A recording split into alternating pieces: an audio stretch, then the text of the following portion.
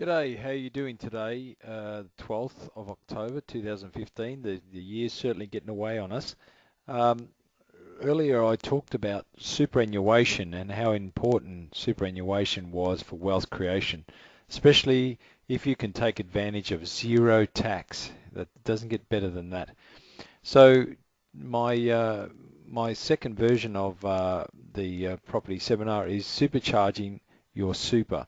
So let's get started. The second property that I've critiqued today is a property in Ascot Vale, and hopefully this gives you some idea how we go about critiquing property. What are the key things we look at? So what we're trying to do is get you to think, even if you go off and buy your own property, to think about lots of different things that drive capital growth, not just the color of the kitchen or, just because you can drive past it every day. So without further ado, let's get started. So supercharging your superannuation. So what I'm talking about is using a self-managed superannuation fund to acquire a property. So you might have, I believe you need about $100,000 as a deposit, and using that deposit to acquire a property. Now, as I said before, superannuation, you can't borrow through super funds, so you have to do it with a bare trust. But the beauty of it is, especially if you're in business, as you transfer money from account A to account B, you're getting a tax deduction for that money going into superannuation. That money then is used, combined with the rent that you're getting from the tenant, to reduce the loan that you've got on that property. So in effect, you're getting a tax deduction for buying property or a tax deduction for paying down debt, which just doesn't happen. So this particular property that I've selected is ideal for a superannuation fund. Let me just flick it up on the page. Um, the criteria that we look at when we select a property before I show you the property, sorry, is the first one is capital growth must be greater than 7.5% in that area. So the key is capital growth. You want a property that you buy today. If it's got a 7.2% capital growth, that means you will double your money every 10 years. So it's crucial that we have a greater than 7.5% average. The second criteria we use is population growth. After all, if population is coming to the area, if you get a greater than 2.7%, we believe that that will drive your capital growth up. Obviously, the more demand for rent, the higher your property value. The third thing is residential vacancy. Of course, if people are coming to the area and they want property, you're going to have a low residential vacancy rate. So that is a great indication that there is a serious demand on property in that area. We believe it should be less than 2.9%. The fourth one there, established and planned infrastructure. Well, that goes without saying. Schools and trams and trains. You've got to have unis in the area, supermarkets, service stations, easy to get into the city. All this sort of stuff is what uh, the demand for housing. That's where people want to be. They want it. They want it nice and easy. They want to be able to live comfortably. And if you've got established and planned infrastructure, well, then that's going to have low vacancy rates in the area. Low vacancy rates, more people come into the area, and that's going to drive your capital growth up. The fifth one. Now we believe that the median property price should be less than or greater than 15%. Uh, if it is more than 15% of the median price, well then there's going to be fewer buyers in the market. If it's less than, well, typically it is a cheaper style home. In that plus or minus range, there's going to be 80% of the buyers are in that area, and you want lots of buyers in your area because at the end of the day, if they're competing for your property, that's what's going to push the property price up. So the median property price is very important. The rental yield, we want a rental yield of greater than 4.5%. As an investor, you look for a return on your investment. If you leave your money in the bank, you'll get 3%. We want a greater than 4.5%. Don't forget, on top of that, you get the capital growth, which is up here. So if you can get a 4.5%, consider that the fruit from the tree, and that is the tree growth. So if you can do 11, 12%, that is a strong return. The number 7, as I said previously, you must get tax effectiveness out of your investment. If you can do that, well, for a property that is post 85, you can get a tax deduction for the next 40 years, 2.5% in the next 40 years.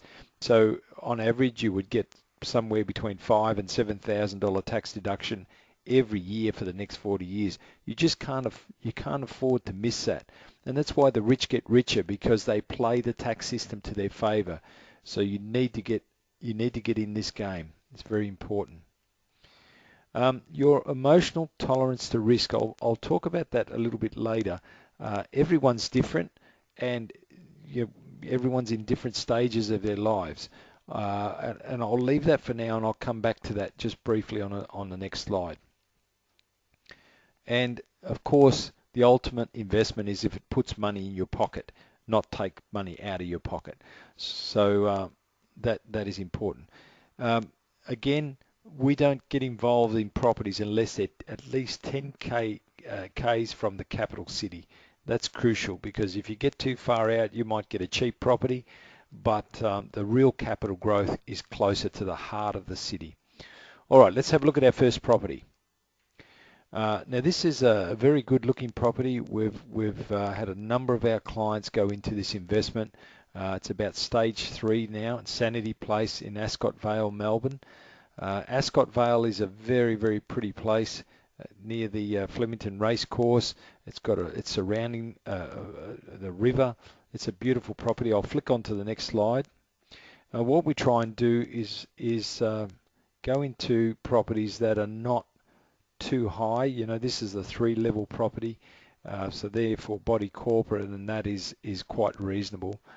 Otherwise, you get problems with lifts and noise, and the problem with when there's a lot of units for sale, if someone sells their unit cheap, well, then it dictates your price as well, even though it might be lower than market value.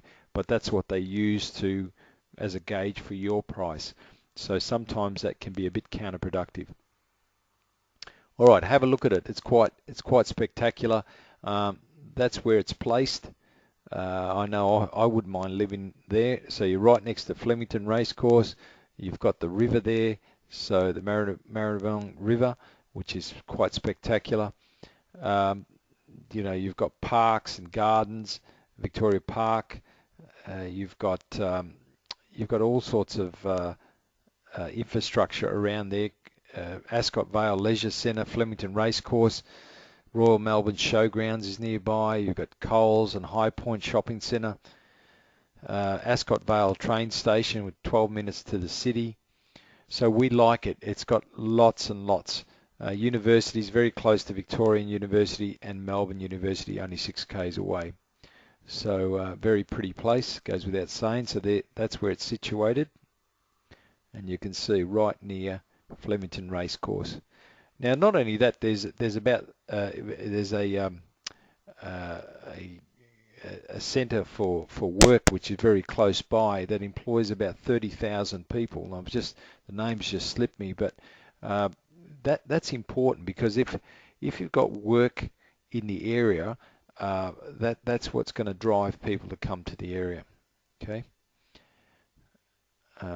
Now, before I mention your investment risk, your comfort level about risk, that's basically, at different stages of your life, you're going to have a different tolerance to risk.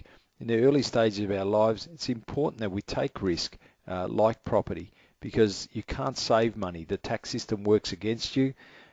If you earn a bit of interest, you lose 1/3 of that to the tax man, and inflation takes the rest. So property is a great hedge against inflation. your comfort level to risk might be different. In that early stage when you're younger, you could certainly, if you get it wrong, you can certainly bounce back. In your later stages, you want less risk and you want more cash flow. So in the early stages, you need risk to get ahead. In the later stage, you need cash flow. And you can certainly mitigate your risk by diversifying. For example, you might buy property and shares and a bit of money invested in cash, or you might diversify by buying property in Melbourne and Brisbane and looking at different states. So we can assess what your investment risk or your tolerance to investment risk is. All right, so the medium property price, you should be able to see there.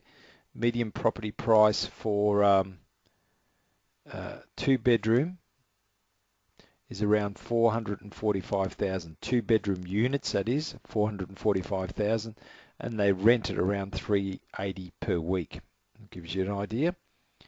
Okay. So there it is there. So townhouses 585,000 medium listing price. Units around the $400,000 mark. Medium weekly rent 460 for houses, 500 for townhouses, around 350. We're saying more like $400, and the medium yield is about 4.5% return on your money. All right, so let's see how this property fares. So capital growth over the last 5 years, 7.5% is what we require, and we've got 7.26%, so that's a thumbs up. Population growth for Ascot Vale, we needed greater than 2.7. That's a whopping 8%, so a big thumbs up there. So obviously people would like to live in that area. Residential vacancy rates, less than 2.9%. It's at 2.23%, so that's good for rental returns. Established and planned infrastructure. Well, as I said, it is a pretty spectacular place with a lot going for it. And yes, it has planned infrastructure there. The median property price, it's got to be not greater than or less than 15%. It's at 12%, so that's good. So you'll have plenty of buyers in that range. The rental yield has got to be greater than 4.5%, or just over that 4.55%, so I'm happy with that. Tax effectiveness. Absolutely, the property will give you full tax effectiveness built after 1985, so that's good. So you'll get right off on the building as well as all the fixtures and fittings, of course. Your emotional tolerance to risk, well, that's to be assessed. So at this stage, I'll just put that in as a thumbs up. And cash flow positive or negative. It's $127 out of pocket a week, so I'll show you that next, how it works. So that's the only thumbs down until you get your debt under control. So it's taking a little bit of money out of your pocket, 127 bucks a week, which is not a lot. I think I'll drink more wine than that a week, but you know, it's just a little bit out of the pocket in those early days. No big deal. So that's a property, and you'll have to excuse me, it's a little bit fuzzy there, I can see, but the property we've selected, 499,000. Now there's the larger properties are around the 650 mark, but at $499,000, you can see the yields greater than 4%.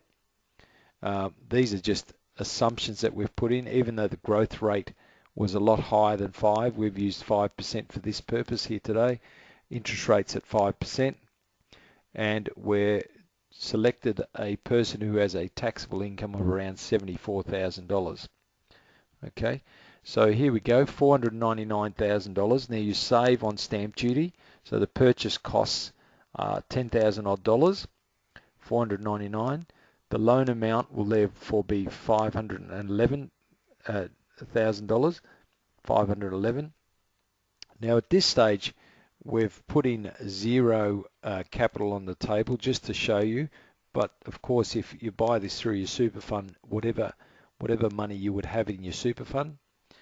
So at this stage you're negative 12,000 equity, but as your property grows, now we said 5% capital growth, so in 10 years time that property should be worth 812,000, but the loan will still be at 511 because we selected interest only, so you should have good equity there in your property.